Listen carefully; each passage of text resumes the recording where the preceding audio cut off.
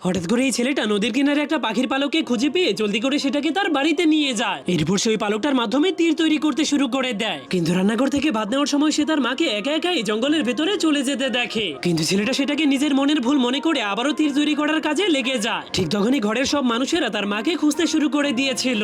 যাদিকে ছেলেটা জানলা খুলে জিজ্ঞেস করে, তোমরা কি খুঁজছো? তখন চাকরানী তাকে বলে, মালকিন হঠাৎ করে গায়েব হয়ে গিয়েছে।